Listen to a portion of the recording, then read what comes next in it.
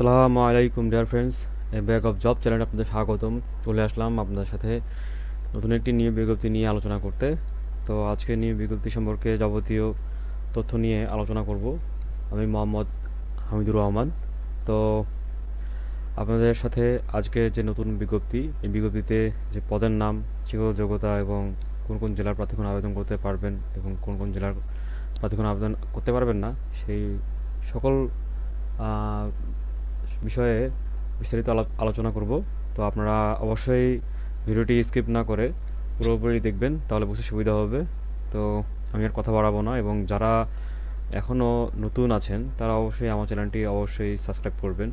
আর আপনাদের কাছে এটা একটা ছোট্ট একটা রিকোয়েস্ট, এবং এটা একটু শেয়ার করে দিবেন আপনার চ্যানেলটা আপনাদের ফ্রেন্ডদের সাথে, যেন ওরাও যেন চাকরিতে অ্যাপ্লাই করতে পারে। সেটি আপনার জন্য ভালো হবে এবং ওদের জন্য ভালো হবে।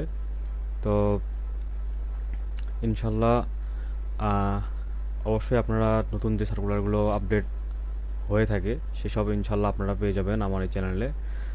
আহ, তো আমি আর বেশি কথা বলবো না, তো আমি চলে যাচ্ছি নতুন আজকের যে নিয়োগ বিজ্ঞপ্তি সেই আলোচনায়। তো চলুন আমরা দেখে আসি আজকের নিয়োগ বিজ্ঞপ্তিটি।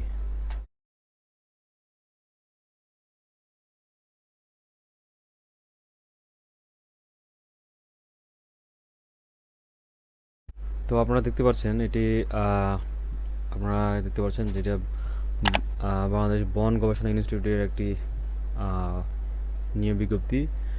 তো এখানে কিন্তু দেখতে পাচ্ছেন যেটি দেওয়া আছে যে নিয়োগ বিজ্ঞপ্তি পরিবেশ, বন ও জলবায়ু পরিবর্তন মন্ত্রণালয়ের আওতাধীন বাংলাদেশ বন গবেষণা ইনস্টিটিউট এর নিম্নে বর্ণিত রাজস্ব খাতভুক্ত শূন্য পদসমূহ সম্পূর্ণ অএসএ ভিত্তিতে নিয়োগের জন্য বাংলাদেশের নাগরিকদের নিকট হতে অনলাইনে আবেদনপত্র আহ্বান করা যাচ্ছে। তো অনলাইনে ব্যতীত কোনো আবেদন গ্রহণযোগ্য হবে না। তো আপনাদেরকে অনলাইনে অবশ্যই পূরণ করতে হবে আবেদন ফর্ম। তো এই জন্য আপনাদের যেখানে bfri.teletalk.com.bd এই ওয়েবসাইটে আপনাদেরকে যেতে হবে, এবং তারপরে আপনাদেরকে অনলাইনে আবেদন করতে হবে। তো সেটি কীভাবে আবেদন করবেন সেই সম্পর্কে অবশ্যই আমার একটা ভিডিও পাবেন অবশ্য আপনারা আমার ইউটিউব চ্যানেলে। তো অবশ্যই আপনারা সাবস্ক্রাইব করবেন আমার চ্যানেলটি। তো এখন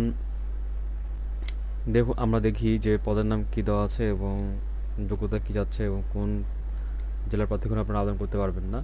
তো প্রথমে আপনারা দেখতে পাচ্ছেন যে পদের নাম দেওয়া আছে যে 60 লিপিকার কম্পিউটার অপারেটর। এখানে কিন্তু পদ সংখ্যা একটি, এবং এখানে কিন্তু আপনাদের স্নাতক ডিগ্রি থাকতে হবে যে কোনো শিক্ষিত বিশ্ববিদ্যালয় হতে, এবং কম্পিউটার প্রশিক্ষণ চালানোয় আপনাদের দক্ষতা থাকতে হবে। এবং এখানে আপনার দেওয়া আছে যে আপনার ইংরেজিতে প্রতি মিনিটে শব্দের গতি থাকতে হবে 80টি, এবং বাংলা থাকতে হবে 50 শব্দ থাকতে হবে মিনিটে। এবং কম্পিউটার মুদ্রাক্ষর গতি পরীক্ষায় সর্বনিম্ন যে গতিটি সেটি প্রতি মিনিটে ইংরেজিতে 30 শব্দ এবং বাংলা 25 শব্দ। কম্পিউটার ওয়ার্ড প্রসেসিং সহ ইমেইল ও ফ্যাক্স চালানোর দক্ষতা অভিজ্ঞতা থাকতে হবে। তো আপনারা দেখে নিলেন এখানে কিন্তু সর্বনিম্ন 60 লিপি, এখানে 60 লিপি যেটা আছে সেটার কথা আমি বললাম যে সর্বনিম্ন গতি থাকতে হবে মিনিটে ইংরেজিতে 80 শব্দ এবং বাংলায় 50। তো এখানে কিন্তু যে সকল প্রার্থীগণ আবেদন করার প্রয়োজন নেই, এখানে আপনি দেখতে পাচ্ছেন যে চট্টগ্রাম ও ফেনী জেলার প্রার্থীদের আবেদন করার প্রয়োজন নেই। তাই কিন্তু তার মধ্যে সব কিছু মানে সব জেলার প্রার্থীগণ আপনারা আবেদন করতে পারবেন। তো এরপরে আমরা দেখি যে কম্পিউটার অপারেটর একটি, এখানে কিন্তু আপনাদের যে কোনো বিজ্ঞান বিভাগ থেকে স্নাতক ডিগ্রি থাকতে হবে যে কোনো বিশ্ববিদ্যালয়তে, এবং কম্পিউটারের উপর অবশ্যই দক্ষতা থাকতে হবে। এবং এখানে আপনাদের নোয়াখালী জেলার প্রার্থীগণের আবেদন করার কোনো প্রয়োজন নেই। তাছাড়া সব জেলার প্রার্থীগণ আপনারা আবেদন করতে পারবেন। এবং এখানে দেখতে পাচ্ছেন 3 নম্বরে দেওয়া আছে উচ্চমান সহকারী। এখানে কিন্তু চারটি পদ সংখ্যা, এবং এখানে কিন্তু স্নাতক ডিগ্রি থাকলেই হবে, এবং কম্পিউটার চালানোয় আপনাদের দক্ষ থাকতে হবে। এবং এখানে কিন্তু চট্টগ্রাম ও বাগেরহাট জেলার প্রার্থীদের আবেদন করতে পারবেন না। এরপরে হচ্ছে 60 মুদ্রাক্ষরিক কাম কম্পিউটার অপারেটর। এখানে কিন্তু আপনাদের 3টি পদ সংখ্যা, এবং এখানে কিন্তু স্বীকৃত বিশ্ববিদ্যালয় হইতে স্নাতক বা সমমানের ডিগ্রি থাকতে হবে, এবং এখানে আপনার কম্পিউটার প্রশিক্ষণ প্রাপ্ত হতে হবে, এবং 60 লিপিতে সর্বনিম্ন গতি থাকতে হবে 70, এবং বাংলায় 75। এবং এখানে কিন্তু আপনাদের দেওয়া আছে কম্পিউটার মুদ্রাক্ষর গতি পরীক্ষায় সর্বনিম্ন গতি থাকতে হবে ইংরেজি 30 এবং বাংলায় 25। তো এখানে আপনাদের যে জেলাখন আপনারা আবেদন করতে পারবেন না, লক্ষ্মীপুর, চট্টগ্রাম, কুমিল্লা, নারায়ণগঞ্জ, নোয়াখালী, মুন্সিগঞ্জ, নওগাঁ, সাতক্ষীরা জেলার প্রার্থীগণ আপনারা আবেদন করতে পারবেন না। এরপরে সিকিউরিটি ইন্সপেক্টর আপনারা দেখতে পাচ্ছেন যে এখানে দেওয়া আছে একটি, এবং এখানে কিন্তু আপনার কোনো স্বীকৃত বিষয় হইতে স্নাতক ডিগ্রি থাকলে চলবে, এবং এখানে কিন্তু উচ্চতা থাকতে হবে আপনার 168 সেমি ও বুকের মাপ থাকতে হবে 76 সেমি। তো এখানে কিন্তু অবসরপ্রাপ্ত যারা আছেন পুলিশ বা সশস্ত্র বাহিনী তারা কিন্তু অগ্রাধিকার বেশি পাবেন, এবং এখানে কিন্তু আপনাদের কোনো জেলার উল্লেখ করা নেই। তো সেই ক্ষেত্রে আপনারা কিন্তু সকল জেলার প্রার্থীগণ ইনশাল্লাহ আবেদন করতে পারবেন। ফরেস্টার এখানে কিন্তু পদ সংখ্যা হচ্ছে একটি, এবং এখানে আপনাদের কিন্তু ডিপ্লোমা থাকতে হবে ফরেস্ট্রি যে বিষয় সেই বিষয়ে আপনার কিন্তু ডিপ্লোমা থাকতে হবে, এবং এখানে সুস্থ অধিকারী হতে হবে। এখানে এখানে কিন্তু উচ্চতা চাইছে এখানে আপনার 163 সেমি এবং বুকের মধ্যে হচ্ছে 76 সেমি। তো এখানে কিন্তু যশোর বা ঝালকাঠি, চট্টগ্রাম জেলার এই জেলার প্রার্থীগণ আপনারা আবেদন করতে পারবেন না। তারপরে আছে যান্ত্রিক নৌকা চালক, এখানে আপনার 2টি পদ সংখ্যা, এখানে এখানে মাধ্যমিক সার্টিফিকেট থাকলে চলবে, এবং এখন দেওয়া আছে যে এখানে এবং 3য় শ্রেণীর মাস্টার যোগ্যতা সনদধারী অথবা কোন স্বীকৃত প্রতিষ্ঠান হইতে টেক রেটিং এর প্রশিক্ষণ এবং সংশ্লিষ্ট ক্ষেত্রে 5 বছরে হয়ে থাকতে হবে, এবং এখানে কিন্তু পটুয়াখালী বা খুলনা জেলার প্রার্থীগণ আবেদন করতে পারবেন না। এরপর আছে গাড়ি চালক, এখানে গাড়ি চালক কিন্তু 8টি পদ সংখ্যা, এবং এখানে 8ম শ্রেণী পাস হলেই চলবে, এবং বাংলাদেশ সড়ক পরিবহন কর্তৃক প্রদত্ত বৈধ ড্রাইভিং লাইসেন্স থাকতে হবে, এবং হালকা ভারী যান চলাচল পারদর্শী হতে হবে। এবং এখানে দেওয়া আছে যে নোয়াখালী বা লক্ষ্মীপুর বা ব্রাহ্মণবাড়িয়া, পিরোজপুর, কুমিল্লা, সিরাজগঞ্জ জেলার প্রার্থীগণ আপনারা আবেদন করতে পারবেন না। এবারে কম্পাউন্ডার এখানে একটি পদ সংখ্যা, এবং এখানে আপনাদের মাধ্যমিক সার্টিফিকেট থাকতে হবে বিজ্ঞান বিভাগে, কোন স্বীকৃত বোর্ড হতে বিজ্ঞান বিভাগে আপনার মাধ্যমিক সার্টিফিকেট থাকতে হবে, এবং কোন স্বীকৃত প্রতিষ্ঠান হতে ফার্মেসি বিষয়ে ডিপ্লোমা থাকতে হবে। এখানে কিন্তু আপনাদের সকল জেলা আবেদন করতে পারবেন, এখানে কোনো উল্লেখ করা নাই। এখানে আপনার অফিস সহকারী কাম কম্পিউটার মুদ্রাক্ষরিক, এখানে কিন্তু 60টি পদ সংখ্যা, এবং এখানে কিন্তু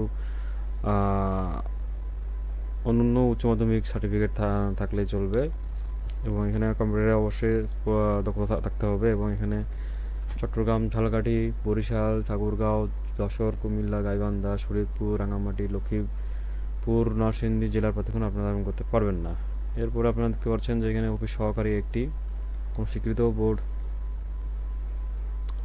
উচ্চ মাধ্যমিক সার্টিফিকেট থাকলে চলবে, এবং এখানেও আপনাদের কম্পিউটারে অবশ্যই দক্ষতা থাকতে হবে। এখানে আমরা দেখতে পাচ্ছেন যে কী কী কম্পিউটার চাইছে, এবং এখানে কিন্তু আপনাদের 11-12 কোনো সব জেলার প্রার্থীগণ আপনারা আবেদন করতে পারবেন, যেহেতু এখানে কোনো উল্লেখ করা নাই। এরপর আছে আপনারা দেখছেন লাইব্রেরি অ্যাসিস্ট্যান্ট, তো এখানে কিন্তু পদ সংখ্যা একটি, এবং এখানেও আপনাদের স্নাতক ডিগ্রি থাকতে হবে যে কোনো বিশ্ববিদ্যালয় থেকে, এবং এখানে গ্রন্থাগার বিজ্ঞান ডিপ্লোমা থাকতে হবে, এবং ডিজিটাল লাইব্রেরি ম্যানেজমেন্টে দক্ষতা থাকতে হবে।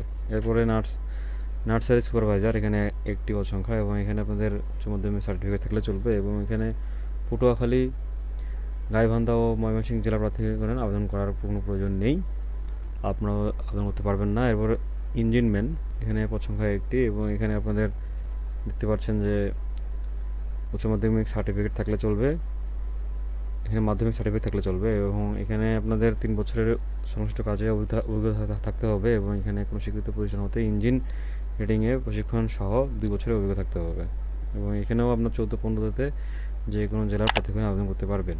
এরপর এখানে হচ্ছে পাইপ ফিটার, এখানে কিন্তু আপনাদের দেওয়া হচ্ছে মাধ্যমিক সার্টিফিকেট থাকলে চলবে, এবং এখানেও কিন্তু কোনো স্বীকৃত বোর্ড হইতে সংশ্লিষ্ট ট্রেডে মাধ্যমিক স্কুল সার্টিফিকেট ভোকেশনাল বা সম্মানের পরীক্ষায় উত্তীর্ণ হতে হবে। এবং এরপরে ফিল্ডম্যান, এখানে পদ সংখ্যা একটি, এবং এখানে কোনো স্বীকৃত বোর্ড হইতে জীব বিজ্ঞান সহ বিজ্ঞান বিভাগে মাধ্যমিক স্কুল সার্টিফিকেট বা সম্মানের পরীক্ষায় উত্তীর্ণ হতে হবে, এবং সুষম দেহের অধিকারী হতে হবে। এখানে কিন্তু দেখতে পাচ্ছেন আপনারা কুমিল্লা, চট্টগ্রাম, বরিশাল ও টাঙ্গাইল জেলার প্রার্থীগণ আবেদন করার কোনো প্রয়োজন নেই। এরপর আমরা দেখতে পাচ্ছি এখানে 17 নম্বর যে আছে, 17 নম্বর প্লান্ট মাউন্টার, এখানে পদ সংখ্যা হচ্ছে 3টি এবং এখানেও কিন্তু কোনো স্বীকৃত বোর্ড হতে জীববিজ্ঞান সহ বিজ্ঞান বিভাগে উচ্চ মাধ্যমিক সার্টিফিকেট থাকতে হবে এবং সুনামদেহের উদয়ী হতে হবে এবং এখানে দিনাজপুর জেলার আবেদন করার কোনো প্রয়োজন নেই। এরপর আছে ফরেস্ট গার্ড, এখানে কিন্তু 14টি পদ সংখ্যা এখানে এবং এখানে আপনাদের মাধ্যমিক সার্টিফিকেট থাকলে চলবে এবং এখানে এই পদের জন্য এবং এখানে আপনাদের উচ্চতা লাগবে 163 সেমি এবং বুকের মাপ লাগবে 76 সেমি এবং এখানে দিনাজপুর জেলা সহ কুমিল্লা, চট্টগ্রাম, নোয়াখালী, লক্ষ্মীপুর, ময়মনসিংহ জেলার আবেদন করার কোনো প্রয়োজন নেই। এরপর আছে অফিস সহায়ক 28টি, এখানে আপনাদের কিন্তু দেখতে পাচ্ছেন যে স্কুল মাধ্যমিক সার্টিফিকেট থাকলে চলবে এবং সুস্বাস্থ্যের অধিকারী হতে হবে এবং এখানে আপনাদের নোয়াখালী সহ চট্টগ্রাম, কুমিল্লা, বরিশাল, চাঁদপুর, খুলনা জেলার প্রার্থীদের আপনারা আবেদন করতে পারবেন না এবং এখানে সর্বনিম্ন যে বয়স এখানে কিন্তু লাগছে 18 থেকে সর্বোচ্চ 30 বছর, যেটা সাধারণ কোটা এবং 32 বয়স হচ্ছে মুক্তিযোদ্ধা যারা কন্যা সন্তান আছেন তাদের লাগবে, পুত্র কন্যা। এবং এখানে কিন্তু দেখতে পাচ্ছেন যে না পুত্র কন্যাদের যেটা দেখতে পাচ্ছেন সেটা কিন্তু আপনারা দেখতে পাচ্ছেন 35 এবং নাতি যারা আছেন বয়সের ক্ষেত্রে 30 তাদের ক্ষেত্রে। এবং এখানে আপনারা দেখতে পাচ্ছেন যে এখানে ক্রমিক বর্ণিত 1 থেকে 10 উল্লেখিত পদের জন্য বিভাগীয় প্রার্থী বাংলাদেশ বন ইনস্টিটিউট এর ক্ষেত্রে বয়স সীমা হচ্ছে 40 বছর শিথিলযোগ্য সর্বোচ্চ। তো এখানে আপনারা দেখতে পাচ্ছেন যে আরও কিছু কাগজপত্র যেগুলো লাগবে পরীক্ষার সময় বা সেই সময় কী কী নিতে হবে বা কী কী জমা দিতে হবে সেই সম্পর্কে কিন্তু এখানে আরও কিছু বিস্তারিত এখানে অনেক কিছু কাগজপত্রের কথা বলা আছে, সেটা আমি এখানে বলছি না, তাহলে অনেক বড় ভিডিও হয়ে যাবে। তো আপনারা একটু দেখে নেবেন এবং এখানে আপনাদের কিন্তু যেটা জমা দেওয়ার তারিখ এটা কিন্তু আপনারা দেখতে পাচ্ছেন যে 10 মে থেকে শুরু এবং আপনাদের কিন্তু 24 মে লাস্ট তারিখ, এর মধ্যে কিন্তু আপনাদের আবেদন করতে হবে এবং আপনাদের এই আবেদন করার জন্য আপনাদের কিন্তু পরীক্ষার যে ফিটা সেটি কিন্তু আপনাদের 112 টাকা মোট 1 থেকে 18 নম্বরের জন্য পদের জন্য 1 থেকে 18 নং পদের জন্য 1 থেকে, এবং যেটা 19-এ আছে সেটি হচ্ছে আপনাদের লাগবে 56 টাকা মোট সার্ভিস চার্জ সহ এবং এটি টেলিটকের মাধ্যমে 72 ঘন্টা আর মধ্যে আপনাদের জমা দিতে হবে, টেলিটক সিমের মাধ্যমে 72 ঘন্টার মধ্যে জমা দিতে হবে। এবং এটা আপনারা কীভাবে আবেদন ফর্ম পূরণ করবেন সেটি কিন্তু আমার বিস্তারিত ভিডিওটি আপনারা পেয়ে যাবেন আমার যে চ্যানেলটি আছে সেটিতে পেয়ে যাবেন ইনশাআল্লাহ। তো আপনারা অবশ্যই আমার চ্যানেলের সাথে থাকবেন এবং বেশি বেশি শেয়ার করবেন, এটা আপনার কাছে রিকোয়েস্ট। আর আমার জন্য দোয়া করবেন যেন আপনার জন্য আমি কাজ করতে পারি। তো অবশ্যই আপনারা আমার সাথে থাকবেন, আপনারা যত আমার সাথে থাকবেন আমার চ্যানেলটিকে সাপোর্ট করবেন তত আমার কাজের আগ্রহ বাড়বে।